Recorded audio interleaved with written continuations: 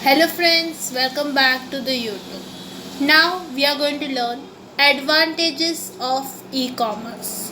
तो ई-कॉमर्स का मतलब तो पता चल चुका है पहले वीडियो में। अभी उसके एडवांटेजेस क्या है उसको देखते हैं। एडवांटेजेस पहले ये है, वो ग्लोबल स्कोप है। फर्स्ट ऑफ ऑल सेलर्स को इजी सेलर्स को ज़्यादा प्रॉफिट होगे क्योंकि वो ऑनलाइन है। तो बहुत सारे लोग दूसरे कंट्री से या दूसरे स्टेट से उनके यहाँ जाके खरीद सकते हैं। अभी बायर्स के लिए भी दूसरा फ़ायदा है। बायर्स के लिए क्या फ़ायदा है कि अभी मुझे चीपेस्ट प्राइस में ऑनलाइन मिल रहा है, मेरा टाइम भी कंज्यूम नहीं हो रहा है, मतलब टाइम बच रहा है, तो मुझे तो फ़ायदा ही है। तो बायर और सेलर दोनों के लिए ये एडवांटेजेस है ई कॉमर्स का, क्योंकि ये ग्लोबल स्कोप है। तो सेलर को बहुत सारे लोग दूसरे स्टेट से या कहाँ से भी गुड्स को ख़रीद सकते हैं सेलर से। बायर के लिए ये फ़ायदा है कि उनको अच्छे से चीपेस्ट प्राइस में मिल रहा है और वो भी ऑनलाइन, उनका टाइम बचता है। तो that is global scope. Next आता है इलेक्ट्रॉनिक ट्रांजैक्शंस। इसका मतलब है कि इसमें पेपर वर्क कम हो रहा है और अभी debit card, credit card, smart card, electronic fund transfer या बैंक के जो बहुत सारे मोड्स ऑफ पेमेंट है, बैंक्स के जो वेबसाइट्स है उसमें से आप पेमेंट कर सकते हो। आपको ज़रूरत नहीं है कि पैसा ही पैसा देना है। No, you can do online. आपने कुछ प्रोडक्ट खरीद लिया और ऑनलाइन में आपने उसको पे कर दिया। That is electronic transactions. You don't need to come physically to the shop and buy. आपने ऑनलाइन से खरीद लिया, ऑनलाइन से पे किया। This is one advantages. Cost saving. E-commerce application provides user with more option to compare and select the cheaper and better option it helps in reducing the cost of searching a product. इसका मतलब क्या है? आपको एक product खरीदने हैं, जैसे कि स्मार्टफोन खरीदना है मुझे।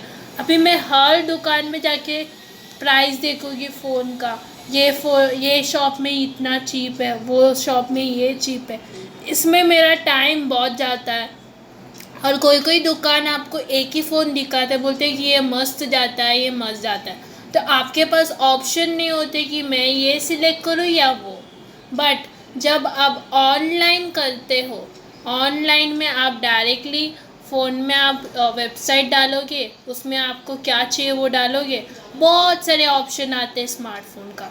और उसमें ये भी आता है कि आपको कितने प्राइस से कितना प्राइस तक आपको फ़ोन चाहिए, और आपको चीपर प्राइस से आपको मिलता है और बहुत सारे ऑप्शनल होता है, तो आप उसको ख़रीद सकते हो। This is cost saving. Next आता है एनी टाइम शॉपिंग। आप दुकान में गए, अभी 10 बज गई, रात को 10 बजे गए और आपने कुछ फ़ोन मांगा, बट वो शॉप बोला अभी दुकान बंद हो चुका है, आई एम सॉरी, आप कल आ जाइए। तो उसमें क्या हुआ, आपका टाइम कंज्यूम हुआ। अरे मैं पुक्कट में उधर गया और उधर ये किया, उन्होंने मुझे फ़ोन भी नहीं दिया, बोला कि कल आओ।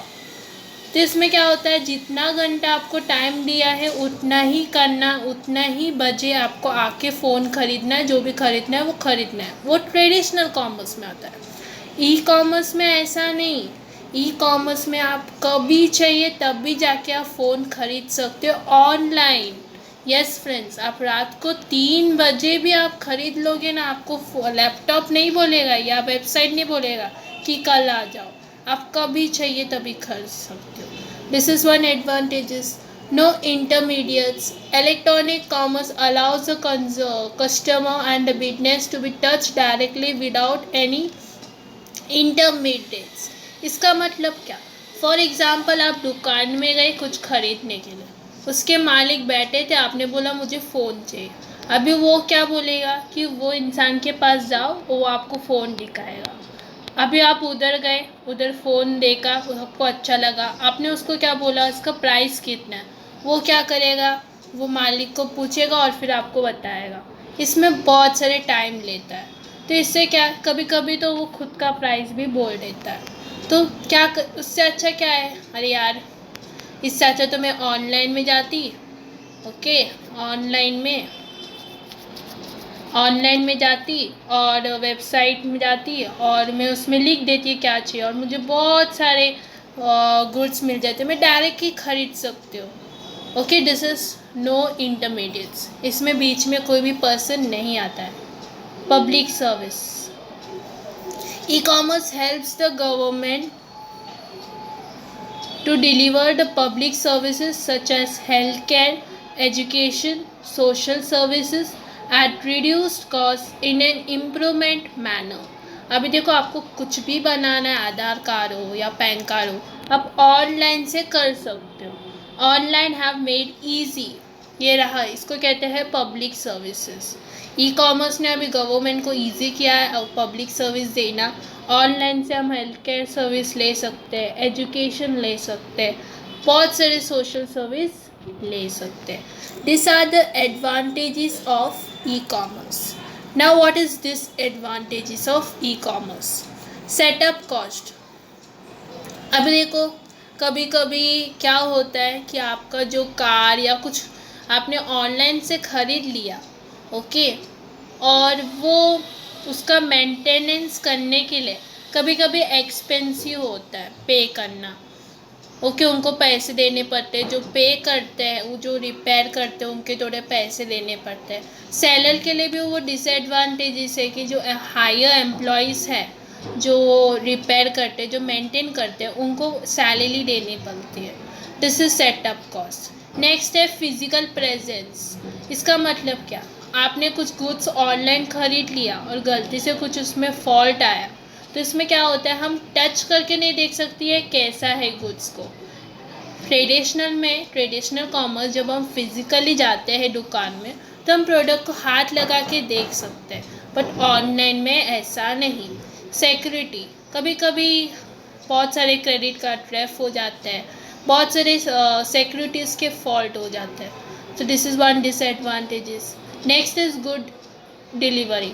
कभी कभी सम प्रॉब्लम्स के वजह से अभी आज मेरे को ये डिलीवरी आने वाला था, अभी 3 दिन लगेगा, ओके, ऐसे बहुत सारे डिसएडवांटेजेस होते हैं। Now types of e commerce. Types of e commerce, business to consumer. इसमें क्या होता है, बिजनेस को कंज्यूमर को सर्विसेज देना है।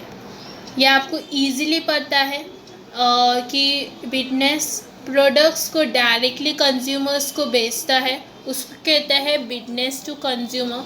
कंज्यूमर के पास राइट होता है कि वो कौन सा भी एक प्रोडक्ट को चूज़ करके वो ऑर्डर कर सकता है, और the website will then send a notification to the business.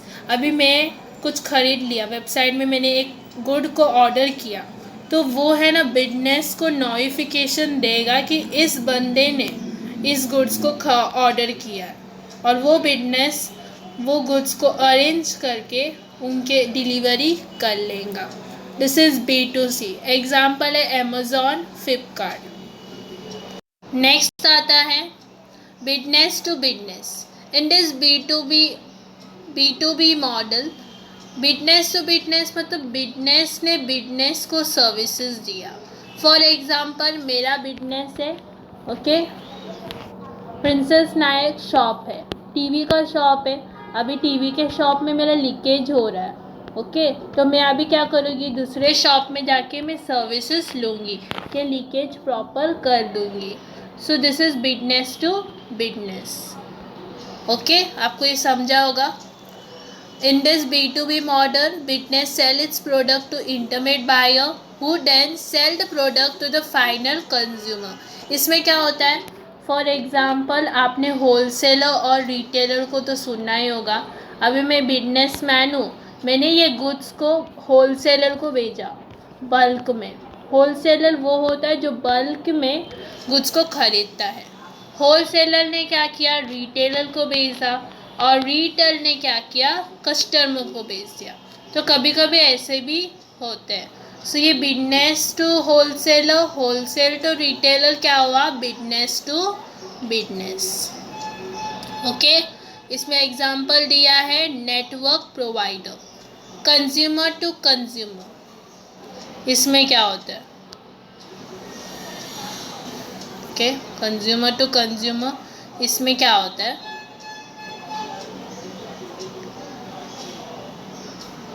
Consumer to consumer. In C2C model, consumer helps consumer to sell their assets like recreational profit, cars, motorcycle. आपने देखा होगा कि आपके पास पुराना टीवी है तो आपको वो बेचना है, तो आप OLX ऐप को डाउनलोड करके उसमें आप पिक्चर अपलोड करते हो और बेच देते हो टीवी को. This is called consumer to consumer. आप बिजनेसमैन नहीं हो, आप कंज्यूमर हो जिसको ये टीवी को बेचना है. आपने क्या किया, उसको OLX सेल में डाला. अभी OLX में किसी कंज्यूमर ने ऑर्डर किया और आपने उसको बेच डाला. That is called consumer to consumer. आपको ये समझा होगा. नेक्स्ट वीडियो में हम ई-कॉमर्स ट्रेड साइकिल देखेंगे. वेरी इंपॉर्टेंट टॉपिक है. ओके, आज के लिए इतना ही. मिलते हैं नेक्स्ट वीडियो में. Thank you.